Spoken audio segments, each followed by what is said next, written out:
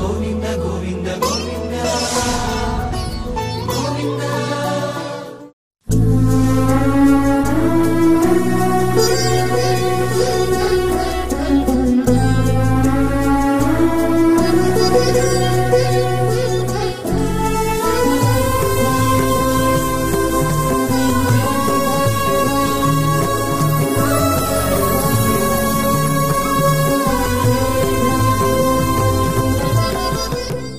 ఓం నమో వెంకటేశాయ.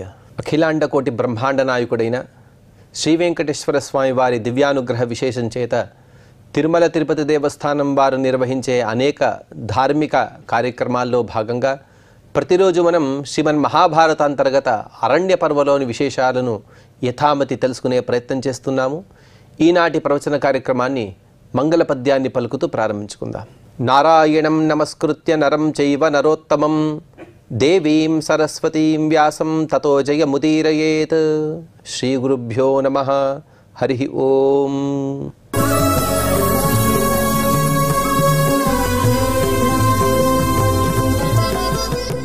కామ్యకవనంలో ధర్మరాజు ప్రభుతులు మార్కండేయ మహర్షి ద్వారా శ్రీకృష్ణుని యొక్క సన్నిధానంలో అనేక ఉపదేశాలను పొందుతూ ఉన్నారు. వాటిలో భాగంగా ఇంతకుముందు పరలోకం, పుణ్యపాపాలు వాటి యొక్క వృత్తాంతాన్ని తెలుసుకున్న తర్వాత బ్రాహ్మణుని యొక్క మాహాత్మ్యాన్ని తెలపమని కోరారు. అందుకు సోదాహరణపూర్వకంగా ఒక కథను చెప్పిన తర్వాత ఇంకొక వృత్తాంతాన్ని కూడా మార్కండేయ మహర్షి గారు చెబుతూ ఉన్నారు. అత్రి మహర్షి గారు అనసూయాదేవితో సహా తన సంతానంతో అరణ్యంలో ఉన్నారు. ఒకసారి వేన రాజర్షి తను అశ్వమేధ యాగాన్ని చేస్తుంటే అక్కడికి వెళ్ళి దానం తీసుకురావాలని కొందరు చెప్పారు. కానీ అత్రి మహర్షి గారికి అది ఇష్టం లేదు. ఎందుకంటే ప్రజలు ఉండే చోట వెళితే మన తపస్సుకు భంగం కలగవచ్చు కాబట్టి అరణ్యంలోనే ఉంటూ ఇక్కడ ఉన్నటువంటి కందమూలాదులను మాత్రమే మనం స్వీకరిస్తూ సుఖంగా ఉందాము అని తన భార్యా పిల్లల ముందు చెప్పిన తర్వాత అందుకు అనసూయాదేవి కొన్ని విషయాలు చెబుతుంది. తం భార్యా ప్రత్యువాచాథ ధర్మమేవాను తన్వతి వైన్యం గత్వా మహాత్మానం అర్థయస్వధనము బహు. అందుకు సమాధానంగా అత్రి మహర్షి గారి భార్య అయినటువంటి అనసూయాదేవి ఆవిడ కూడా ధర్మమేవాను తన్వతి, ఆవిడేదో అధర్మం చెబుతుంది మనం అనుకోకూడదు. అనసూయ అంటే పతివ్రతలో మహా గొప్ప స్త్రీగా మనం వర్ణించుకుంటూ ఉన్నాము. అత్రేర్యథానుసూయ స్యాద్ వశిష్ఠస్యా పరుంధతి అని వేదంలో చెప్పిన విధంగా అంత గొప్ప స్థానాన్ని పొందిన అనసూయాదేవి చెబుతుంది ధర్మమైనటువంటి మాటల్ని. ఓ మహర్షి, మీరు వైన్యుడి దగ్గరికి వెళ్ళి అర్థయస్వ ధనం బహు, మన సంతానానికి కావలసినటువంటి అన్నపానీయాదులకు సరికావలసిన అర్థాన్ని అనగా ధనాన్ని మీరు అర్థించండి, అడగండి. సతే దాస్యతి రాజర్షి యజమానోర్థితో ధనం తత ఆదాయ విప్రర్షే ప్రతిగృహ్య ధనం బహు. ఆ విధంగా మీరు వెళ్ళి ఆ రాజర్షిని అడిగితే యజ్ఞ దీక్షలో ఉన్నాడు కాబట్టి ఎవరు ఏది అడిగినా కూడా తన వద్ద ఉన్న పదార్థాలని ఇవ్వను అని చెప్పకూడదు. అదే యజ్ఞ దీక్ష. ఆ యజ్ఞ దీక్షలో ఉన్నాడు కాబట్టి అతను మీరు అడిగినటువంటి పదార్థాన్ని ఖచ్చితంగా దానమిస్తాడు. ఆ సొమ్ముని తీసుకురండి. భృత్యాన్ సుతాన్ సంవిభజ్య తతో వ్రజయథేప్సితం ఏష వై పరమో ధర్మో ధర్మ విద్భిరుదాహృత. మీరు ధనాన్ని తీసుకురండి.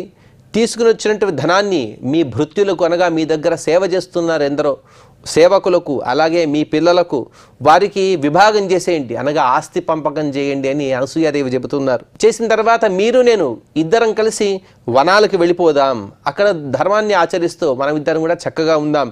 ఇక్కడ అనగా ఇంతమంది పిల్లలుంటే ఈ పిల్లలకు ఎటువంటి అన్నపానీయాదులు లేక వీరిని మనం ఉపవాసం పెట్టడం అనేది మహా అధర్మము. అందుకు కొన్ని విషయాలను కూడా చెబుతారు నీలకంఠాచార్యుల వారు. అనధీత్య ద్విజో వేదాన్ అనుత్పాద్య సుతానపి అనిష్ట్వా విధివద్యజ్ఞైః మోక్షమిచ్చన్ వ్రజత్యజః. ఎవరైతే భృత్యులతో ఉంటారో అనగా తన సేవకులతో ఉంటారో అలాగే తన భార్యా పుత్రులతో ఉంటారో వారి కొన్ని ధర్మాలను చేయాలి.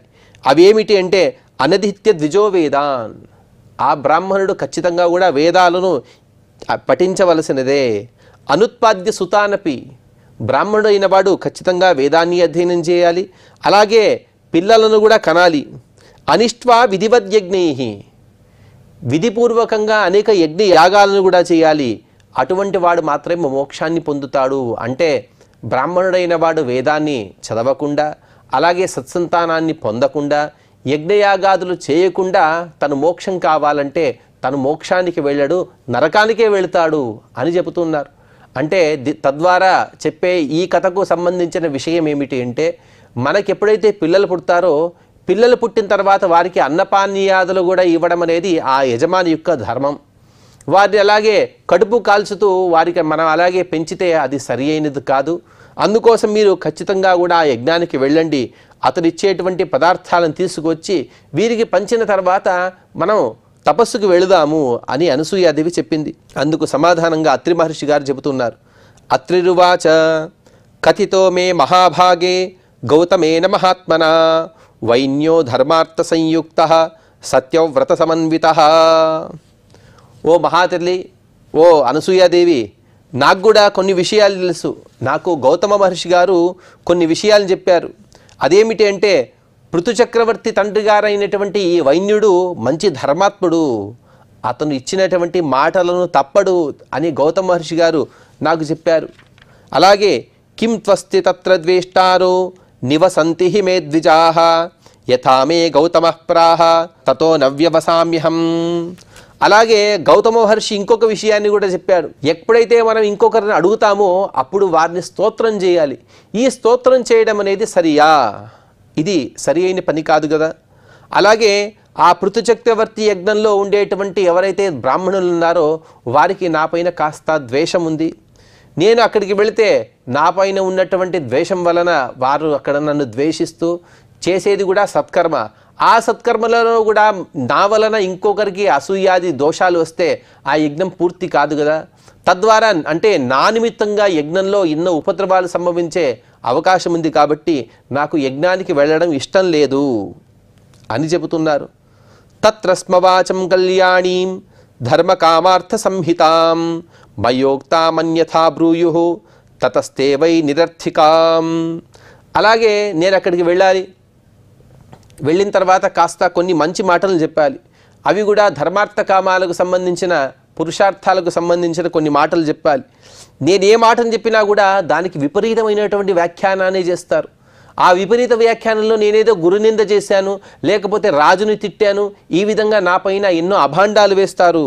అది కూడా మహా అపరాధం. దాన్ని కూడా ధర్మశాస్త్రంలో నిందిస్తారు. ఆ విషయాన్ని నీలకంఠాచార్యులు వారు చెబుతారు. గురున్ త్వంకృత్య హుంకృత్య విప్రం నిర్జిత్య వాదతః అరణ్యే నిర్జలే దేశే భవతి బ్రహ్మరాక్షసః. ఎవడైతే తన వాక్పటిమ చేత, అనగా తనకు మంచి వాక్చాతుర్యమున్నదే ఒక అహంకారంతో గురుంతు అంకృత్య హుంకృత్య, గురువుపైనే అహంకారంతో కూడినటువంటి మాటలు మాట్లాడతాడో, గురువుపైనే హుంకారాన్ని చేస్తాడో, అనగా గురువునే నిందిస్తాడో, అలాగే వినాకారణంగా ఎటువంటి కారణం లేకుండా అక్కడ తన దగ్గర ఉన్నటువంటి బ్రాహ్మణులపైన ఎన్నో వాదనలు చేస్తూ వాటిపైన గెలిచాను అనే ఒక అహంకారంతో ఉంటాడో అటువంటి వాడు నిర్జనమైనటువంటి అరణ్య ప్రదేశంలో పుడతాడు బ్రహ్మరాక్షసిగా అని చెప్పారు. అంటే నేను ఇక్కడేదో హాయిగా కందమూలాదులను స్వీకరిస్తూ ఇక్కడ హాయిగా అరణ్యంలో ఉన్నాను, కానీ ఏదో దానం కావాలని అక్కడికి వెళ్ళడం, నాకన్నా పెద్దవారు అక్కడ ఉంటారు, వారిపైన వాదన చేస్తూ నా అహంకారంతో నేను మాట్లాడితే వారికి ఏదైనా అపచారం చేస్తే నేను కూడా తదుపరి బ్రహ్మరాక్షసుడిగా పుట్టవలసి వస్తుంది కదా. ఇది మనకు అవసరమా అని అత్రి మహర్షి గారు చెబుతూ ఉన్నారు. కానీ గమిష్యామి మహాప్రాజ్ఞే రోచతే మే వచస్తవ గాశ్చమే దాస్యతే వైన్యః ప్రభూతం చార్థ సంచయం. అనసూయాదేవి కొన్ని మాటలు చెప్పింది. మీరెంతైనా గొప్ప తపస్సంపన్నులై ఉండొచ్చు, కానీ మీ తపస్సుతో మీరు అర్థాన్ని సృష్టించరు. అనగా అత్రి మహర్షి గారి తపస్సు వలన వారికి కావాలంటే వెంటనే అక్కడ అర్థసిద్ధి అనేది కలుగుతుంది. కుబేరుడే వచ్చి తన పట్టణాన్ని మొత్తాన్ని కూడా దానంగా ఇస్తాడు. కానీ అలా అడిగేది, అనగా తన తపస్సుతో అటువంటి ద్రవ్యాలను పొందడం అనేది అత్రి మహర్షి గారికి ఇష్టం లేదు. అందుకోసమే చెప్పింది అనసూయాదేవి, ఎలాగైనా సరే మీరు అర్థాన్ని తీసుకురండి, పిల్లల యొక్క పోషణ అనేది కూడా ఈ కాలంలో ముఖ్యమైనది కాబట్టి కాస్త అర్థాన్ని వీరికి ఇచ్చి మనం వనానికి వెళ్ళిపోదామని చెప్పిన తర్వాత అందుకు ఆ మహర్షి గారు చెప్పారు, గమిష్యామి మహాప్రాజ్ఞే, అలాగే నీ మాటలు కూడా నాకు చాలా రుచిగా అనిపిస్తూ ఉన్నాయి. ఎందుకంటే నేను వెళ్ళి అడిగితే ఆ వేణుడు కొన్ని గోవులను దానంగా ఇస్తాడు, ప్రభూర్తం చార్థ సంచయం, ఎన్నో ధనధాన్యాది సంపదలు కూడా ఇస్తాడు. కాబట్టి అందుకోసం నేను వెళతాను అని మహర్షి గారు బయలుదేరారు. ఏవముక్త్వా జగామాశు వైన్యయజ్ఞం మహాతపాః గత్వా చ యజ్ఞాయతనం అత్రిస్తుష్టావతం నృపం. ఈ విధంగా చెప్పిన మహర్షి గారు ఆ వైన్యుడు చేసేటువంటి యజ్ఞశాల ఏదైతే ఉంటుందో అక్కడికి వెళ్ళారు. వెళ్ళి అక్కడ ఆ రాజుగారిని తను ఆశీర్వదిస్తూ ఉన్నారు. వాక్యైర్ మంగళ సంయుక్తైః పూజయానో బ్రవీద్వచః. కొన్ని మంగళకరమైనటువంటి వాక్యములతో ఆ రాజుని స్తోత్రం చేస్తున్నారు. అదేమిటి అంటే అత్రిరువాచ రాజన్ ధన్యస్త్వమీశశ్చ భువిత్వం ప్రథమో నృపః స్తువంతి త్వాం మునిగణాః త్వదన్యో నాస్తి ధర్మవిత్ తమబ్రవీత్ ఋషి క్రుద్ధో వచనం వై మహాతపాః. ఆ అత్రి మహర్షి గారు చెప్పారు, ఓ రాజా, ఓ వేన చక్రవర్తి, భూలోకంలో నీ అంత ధనవంతులు మరొకడు లేడు. నీవే ధన్యుడివి, నీవే ధనార్హుడివి. అంత ధనాన్ని పొందగలిసిన ఏదైతే యోగ్యత ఉంటుందో అంత యోగ్యత నీకుంది. నీవు నియంతవు. అలాగే హిరణ్య గర్భుడు అనగా చతుర్ముఖ బ్రహ్మగారు, అతను ఏ విధంగా అయితే ప్రథముడో అనగా మొట్టమొదటి పరమాత్మ యొక్క సంతానమో నీవు కూడా అలాగే అగ్రజుడివి. అలాగే మనుషులను రక్షిస్తూ ఉంటావు. ఈ మహర్షులందరూ కూడా నీకు ధర్మం లేదని నిందన చేస్తున్నారు, కానీ అదంతా కూడా అబద్ధము అని అత్రి మహర్షి గారు అతన్ని స్తోత్రం చేశారు. ఇది విన్నటువంటి గౌతమ మహర్షి గారు కోపంతో అత్రి మహర్షితో వాదన చేస్తూ ఉన్నారు. గౌతమ ఉవాచ మైవమత్రేర్ పునర్బ్రూయాః నతే ప్రజ్ఞా సమాహితాః అత్ర ప్రథమం స్థాత మహేంద్రో వై ప్రజాపతి. అత్రి మహర్షి గారి మాటల్లో తెలిసే విషయం ఏమిటంటే ఇహలోకమే గొప్పది అని ఒక వాదనను ఇక్కడ సాక్షాత్తుగా చెప్పలేదు కానీ పరంపరగా చెప్పారు. అది ఎలాగా అంటే ఇహలోకంలో ఉండే రాజు నీవిచ్చినటువంటి గోవులు అలాగే ధన సంపదలు వీటిని స్వీకరించి మేము ధర్మం చేస్తాము. ఈ ధర్మం చేస్తే కానీ మాకు పైలోకాలకు వెళ్ళలేము. పైలోకంలో సుఖంగా ఉండాలంటే ఇహలోకంలోనే మేము ధర్మాలను చేయాలి. కాబట్టి ఈ ఇహలోకమే గొప్పది అని అత్రి మహర్షి గారి వాదన. దానికి విరుద్ధంగా గౌతమ మహర్షి గారు చెబుతున్నారు, ఓ అత్రి మహర్షి, ఏమిటి ఇలా మాట్లాడుతున్నావు? నీకు బుద్ధి స్థిరంగా లేదా? మైమాత్రే పునర్భూయాః నతే ప్రజ్ఞా సమాహిత. అసలు నీకు స్థిరంగా బుద్ధి లేదా?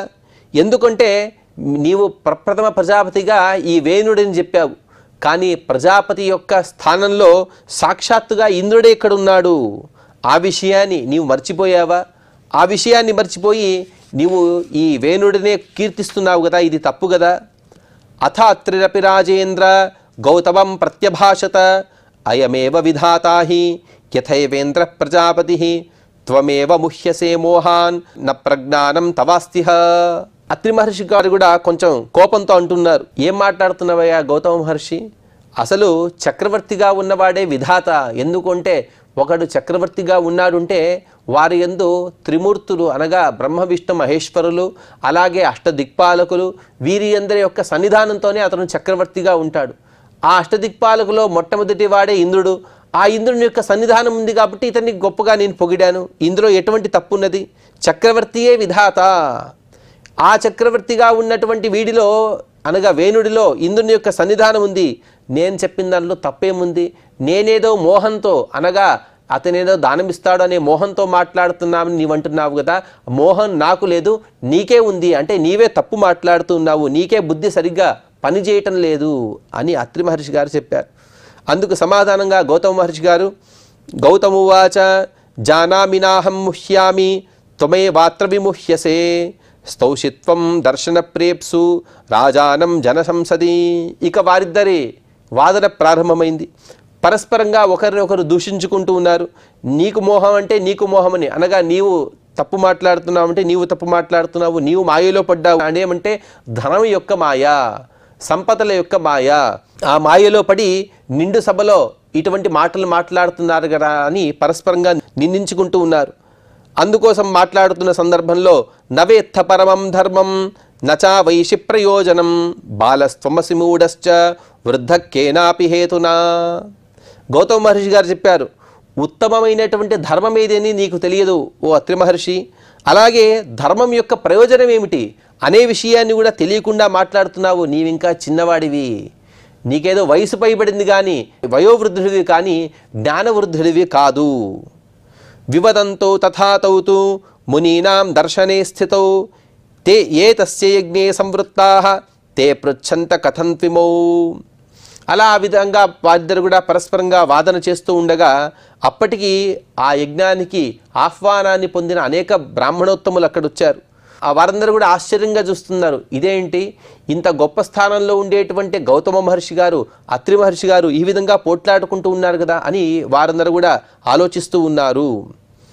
అలాగే ప్రవేశ కేన దత్తోయం ఉభయోర్వైన్య సంసది ఉచ్చై సమభిభాషంతో కేన కార్యేణ ధిష్ఠితో. అక్కడ ఉన్న మిగతా వారందరూ కూడా అత్రి మహర్షి గారిని, గౌతమ మహర్షి గారిని నిందిస్తూ ఉన్నారు. వీరిద్దరి యొక్క వాదన ఏమిటి? జరిగేది అశ్వమేధ యాగం. అశ్వమేధ యాగంలో జరగవలసిన ఏవైతే క్రతువులు ఉంటాయో ఆ క్రతువుల గురించి ఆలోచించాలి కానీ, లేకపోతే పరమాత్మ యొక్క మాహాత్మ్యం గురించి ఆలోచించాలి కానీ, ఈ రాజు యొక్క గుణాలు వాటి గురించి ఆలోచించే అవసరం ఇక్కడ ఉన్నదా? అసలు వీరు చర్చించుకుంటారు. వీరిద్దరికి ఇక్కడ ఆహ్వానం ఎక్కడ ఉన్నది? వీరిద్దరిని లోపలికి ఎవరు పంపించారు అని వారందరూ కూడా ఆలోచిస్తూ ఉన్నారు. తతః పరమధర్మాత్మ కాశ్యపః సర్వధర్మవిత వివాదినా వనుప్రాప్తౌ తావుభౌ ప్రత్యవేదయత. ఆ విధంగా వీరిద్దరు కూడా పరస్పరంగా మాట్లాడుకుంటే సందర్భంలో, మిగతా బ్రాహ్మణోత్తములు కూడా ఆలోచించే సందర్భంలో కశ్యప మహర్షి గారి కుమారుడైనటువంటి కణాది మహర్షి గారు వీరిద్దరి దగ్గరికి వెళ్ళారు. అనగా, అయ్యా ఇదంతా కూడా జరిగేది అశ్వమేధ యాగం, ఇక్కడ మీ వాదన అవసరమా అని వారిద్దరిని కూడా సముదాయించడం కోసం కణాది మహర్షి గారు వారిద్దరి దగ్గరికి వెళ్ళారు. అథ అబ్రవీత్ సదస్యాంస్తు గౌతమో మునిసత్తమాన్ ఆవయోర్ వ్యాహృతం ప్రశ్నం శృణుతద్విజసత్తమాహ. అప్పుడు గౌతమ మహర్షి గారు అక్కడ ఉన్నటువంటి సదస్సులు ఎవరైతే ఉంటారో ఆ మహాత్ములతో ఈ విధంగా అంటూ ఉన్నారు. ఓ విప్రోత్తములారా, మా ఇద్దరి వివాదానికి కారణమైనటువంటి విషయాన్ని మీరందరూ కూడా చక్కగా వినండి. వైన్యం విధాతేతి ఆహా అత్రిహి అత్రనో సంశయో బహాన్ శ్రుత్వైవైతు మహాత్మానో మునయోభ్యద్రవంధృతం. చూడండి అయ్యా, అత్రి మహర్షి ఎంత తప్పు చేశాడో అని గౌతమ మహర్షి చెబుతున్నారు. మనమందరం కూడా చతుర్ముఖ బ్రహ్మనే ప్రప్రథమ ప్రజాపతిగా పూజిస్తూ ఉంటాము. కానీ ఈ అత్రి మహర్షి గారు చెప్పాడు, ఈ వేణుడే ప్రథమ ప్రజాపతి అని చెప్పేశారు. ఇదంతా కూడా అబద్ధం కదా, ఇది తప్పు కదా. ఏదో ఒక దానం యొక్క లోభంతో అత్రి మహర్షి గారు ఈ విధంగా చెప్పారు అని చెప్పగానే అక్కడ పెద్ద కోలాహలం ఆరంభమైపోయింది. అక్కడ ఉన్నటువంటి మునులందరూ కూడా పరిగెత్తారు. ఎక్కడికి అంటే, సనత్కుమారం ధర్మగ్నం సంశయచ్ఛేదనాయ వై సచతేషాం వచశ్రుత్వా యథాతత్వం మహాతపాః ప్రత్యువాచాతానేవం ధర్మార్థ సహితం వచః. ధర్మాన్ని చక్కగా తెలిసినటువంటి సనత్కుమార మహర్షి గారి దగ్గరికి అక్కడున్న ఋషులందరూ కూడా వెళ్ళిపోయారు. వెళ్ళి వారి దగ్గర గౌతమ మహర్షి గారి యొక్క మాటలను, అత్రి మహర్షి గారి యొక్క మాటలను రెండింటినీ కూడా వారి ముందు వివరించారు. వారందరి మాటలు విన్నటువంటి మహా తపస్సంపన్నులు అయిన ఆ సనత్కుమార మహర్షి గారు ధర్మార్థ సహితమైనటువంటి ఈ మాటలను మాట్లాడుతూ ఉన్నారు. సనత్కుమారోవాచ బ్రహ్మక్షత్రేణ సహితం క్షత్రం చ బ్రహ్మణా సహ సంయుక్తో దహత శత్రూన్ వనానీవాగ్ని మారుతౌ. ఓ తపోధనులారా, మీరందరూ కూడా ఒక విషయాన్ని తెలుసుకోండి. బ్రాహ్మణుడైనా క్షత్రియుడైనా కూడా పరస్పర సహకారంతో వారందరూ కూడా లోకాల్లో మెలిగేవారు. వీరిద్దరు కూడా పరస్పర సహకారంతో ఉంటేనే లోకం సుభిక్షంగా ఉంటుంది.